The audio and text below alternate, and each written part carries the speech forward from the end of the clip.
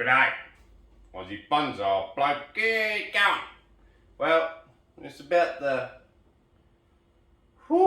sixth day in a row that's touching the 40 degrees Celsius, but humid as humid. Had another, I think 8 or 10 mil last night, another 8 mil forecast tonight. And it is super humid, feel like I'm living in the tropics. And the reason I'm down here in a temperate climate is because I don't like the temperate climate, because I don't like the tropics with their sweating every day. Anyway, let's have a ton and try and cool down. And as the title would suggest, we're working on 2 Crepe Myrtles today. And you can see the big difference between them. We've got this miniature Crepe Myrtle with the beautiful dark green small leaves, and then we got this large Crepe Myrtle with the bigger, more lime green leaves, not quite as pretty, and the stems aren't as red, but the both of them are pretty cool on their own. The big one is deserving of a pot soon because the trunk is absolutely stunning. But first of all, guys, Tom, you're a legend, mate, from Crepe Bonsai for Seniors, has sent me yet another gift. So that bloke is a legend, sent me another gift. So let's open it up, have a look what he's got.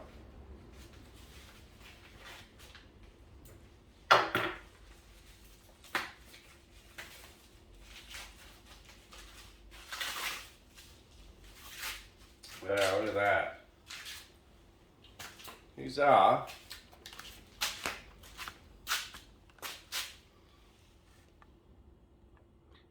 ratchet pruners, professional series ratchet pruner from Ironwood Tool Company. So ratchet, by that I'm guessing it means, and look at that in there, that's pretty cool. Look at that. Really cool. This camera, look how good the camera picks it up now. This is a new camera, look at it. That's stunning. Anyway, the new camera's a great thing. Hopefully it'll make the experience of watching my videos a little bit better. But, Tom, mate, pretty cool, mate, pretty cool. So it looks like we've got a locking system here. You've even got an oil point here. Oh yeah, so that keeps some oil in that little filter there, which keeps oiling it. Okay. Looks like if something gets too hard, it's got a ratchet system. Then you have another go at it and it cuts through. So pretty cool. Gives you a good couple of goes at things. I guess it's a bit like a lopper, but without the size of a lopper. You know, gives you that extra strength, especially if you've got a bit of arthritis or some weaker hands, or you don't want to damage your hands. It's a great way to do it. So anyway, so don't mind me sweating like a pig here. I've been sweating bullets, and the old my back creek's been running for a fair few days now. It's almost flooded, but let's see if I can handle another day, because I got no choice. She's nice and warm, and I think tomorrow's meant to cool down a little bit, so we'll see how we go. We're getting a little bit of rain, so that's awesome. The trees in the paddock, as you would have seen, are doing really well. Everything's doing well. I've just got to learn how to handle it. Right, guys. So cheers, Tom from Crepe Bonsai for Seniors. Now let's get into this small Crepe Myrtle. So basically all I'm going to be doing, should probably put it on a turntable. I still haven't found the turntables from Adrian Eggleton. He did offer offer to send me another one, but that's too gracious. That bloke's awesome, and I could not accept another one from him. And I'm sure they're somewhere. I just can't believe how I can lose 3 turntables from him. I will find them, but at the moment, nowhere to be seen at all. But anyway, I'll find them and they'll be all good. But he makes good turntables, so look up Adrian Eggleton, Spinning Tree Turntables. Just go on Facebook or Google and Google Spinning Tree Turntables and find Adrian Eggleton and order some turntables, guys. Please support him, support some locals. Don't keep supporting these IKEA places with all their generic turntables that they sell. Support some locals. We gotta splash our money at the locals and help the locals get richer instead of supporting all these bloody big companies that are already rich. They don't need our money, the locals do. So let's do that. While I'm on the bandwagon of supporting people, go to Grow and Clip Bonsai for Seniors and check out Tom's channel.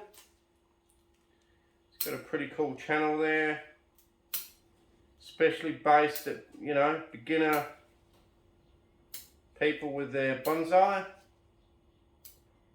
and doing it the easy way without wire, which I'm completely sold on these days. I use bugger all wire. If I use wire, it's generally just for a guide wire, just to get something in the right position. So I'm happy to wire the main branch in a completely different spot with a guide wire.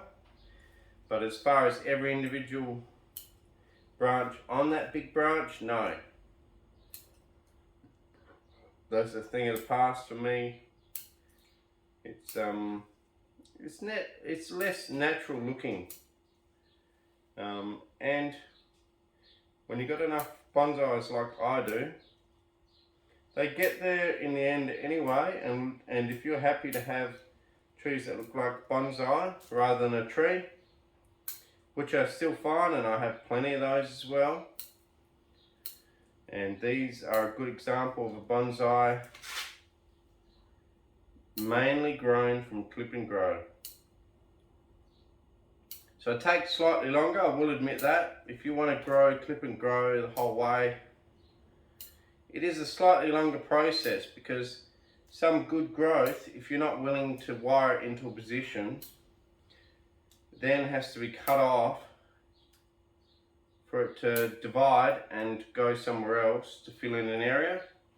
Whereas if you're going to wire it, you could use that growth to fill in the area without having to cut it off and wait for a new branch to grow into that area, if that makes sense. So wiring has its place, especially if you have limited amount of bonsai or space to keep them and you've got plenty of time to work on them.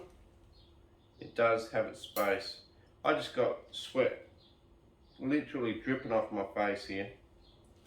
Absolutely crazy, humid and hot, and that's fine. Probably good for the skin pores to have a good sweat once in a while. So yeah, I'm not biased either way. If you want to wire, you want to clip and grow, that's up to you. But anyway, back to this crepe myrtle. So the crepe myrtle, basically what I do now is every time it gets some fairly long growth on it, I just come back in, chop it back pretty hard. They are a pretty good tree as far as not sending too many strong shoots out the top and then weakening the low shoots. It doesn't really do that. It sort of keeps a fairly even balance over the whole tree, because it is naturally a bush, and bushes tend to favour strong growth on the bottom, weaker growth on top, like an azalea. but the Crepe Myrtle is actually quite a balanced bush or tree, as far as when you cut back the whole tree grows at a very similar rate. As you could have probably seen by the amount of trimming I've done at the bottom, it's very similar to the amount that I've had to do at the top. This is its second trimming for the year, so it had its first spring flush, then it had its first trimming. This is now its second trimming, which means that it's going to have 3 lots of growth for the year, which means 3 lots of ramification, which you can hold on to throughout next winter, which is really cool. So it's like, you know, if you had a slow growing tree, or you're in a place where you only get 1 lot of growth for a year, you might only get that 1 lot of growth for the year, whereas this here gives you 3 lots of growth. So effectively, you can develop a tree 3 times faster here in Australia in a hotter climate, and obviously Australia is no exception. There's plenty of other countries around the world that have really good summers with really strong summer growing season. And on that note too, there is also a limit. Eventually the trees do get tired of just pushing for 8 months straight, and they do get a little bit weaker. So if you find a tree that's getting a bit weaker, a good way to bring that back into balance to make it stronger is maybe instead of giving it 2 trimmings, which is 3 lots of ramification for the year, just give it 1 trimming, and then you get 2 lots of ramification for the year, and the tree will love you for it. But having said that, it all goes by the strength of the tree and the strength of the regrowth. So obviously, you got a tree like this one here with all this regrowth, there's no worries at all about giving it its second trimming. You're not going to just leave it and go, I don't want to weaken it, because there's no worries at all about doing that. My God, my nose and my face is just dripping, absolutely dripping.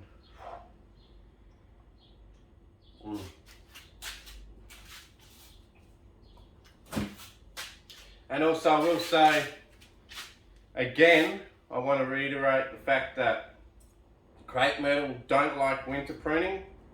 So I'm going to do a pruning now, and then just before winter, in autumn, before it shuts down, I'm going to give it its last little pruning so that it can heal all the pruning cuts. And then it should be able to hold on to all the branching for winter. If you prune them in the middle of winter, you can have a lot of dieback. I've had it happen to me a lot, so in the past. So through old experiences, that's how I learned it. So you can choose to listen to me or not, up to you.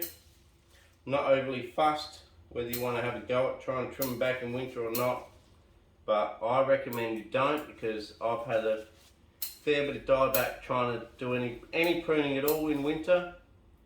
Seems to have a negative effect on the tree or the bush / Crepe Myrtle.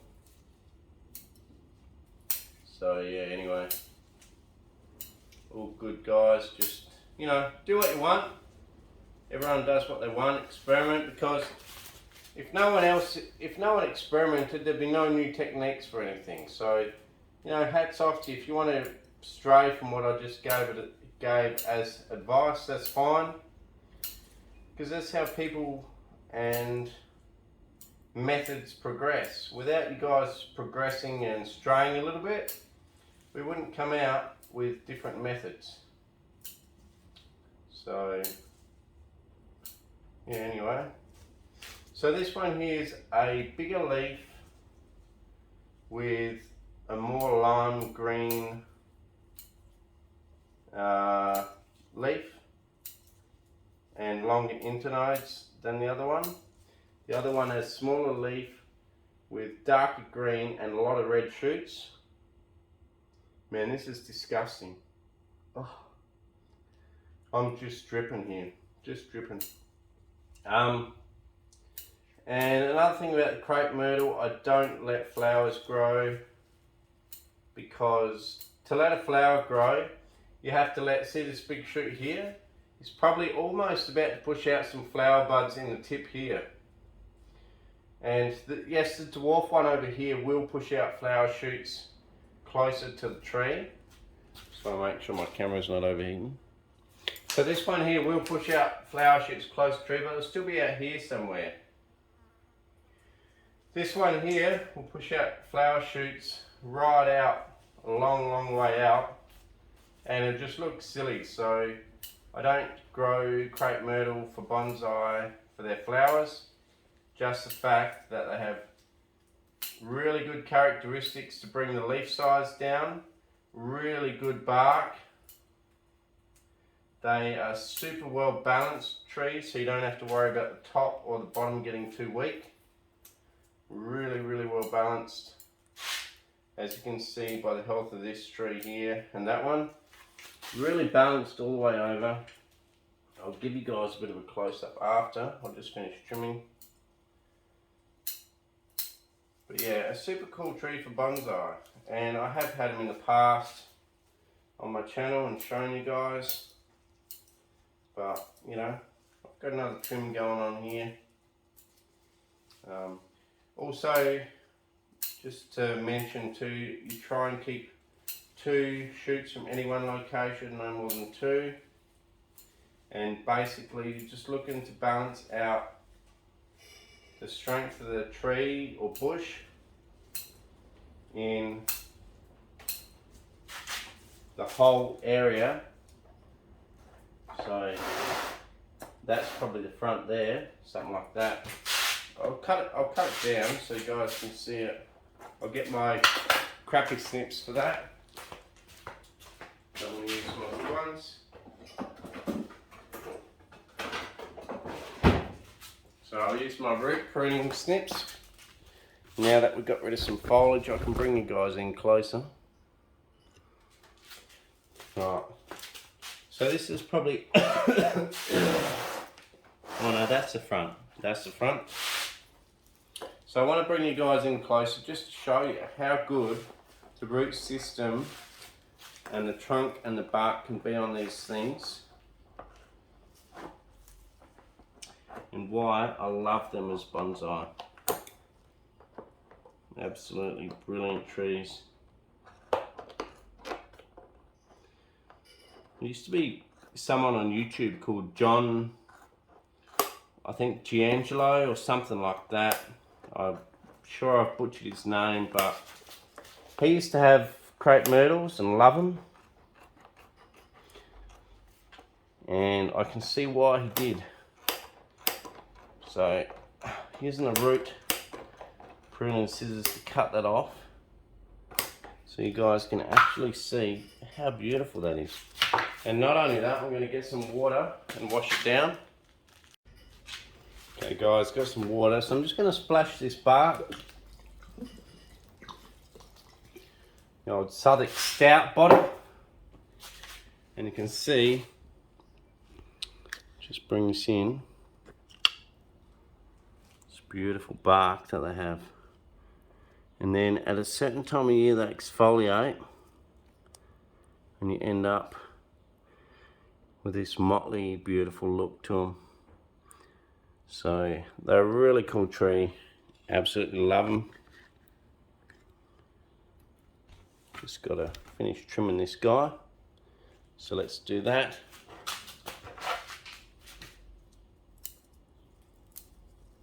Snips are going really well. I sharpened them with my diamond sharpener a couple of weeks back. It's got the old diamond sharpener out and put a new edge on it, and they are super sharp.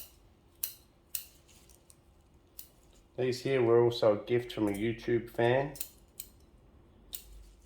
Thanks to her, I've got some beautiful snips again, because the old ones were wearing out pretty well. And just really love the support that people give me with my channel. Just from the fact that I guess they get a few ideas off me and feel like they want to repay a bit of a favour, but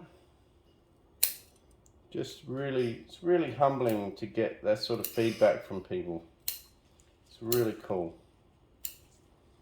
Really, some really good people in the world. This person wanted to remain anonymous, but also remember Tom from Crepe Bonsai from Seniors sent me those other ratchet pruners as well. So that's about it. So that one's pretty well pruned down now, and you can see the whole shape and structure of that tree. If I can bring you guys down a bit to show you the final trees, just pause it for a second.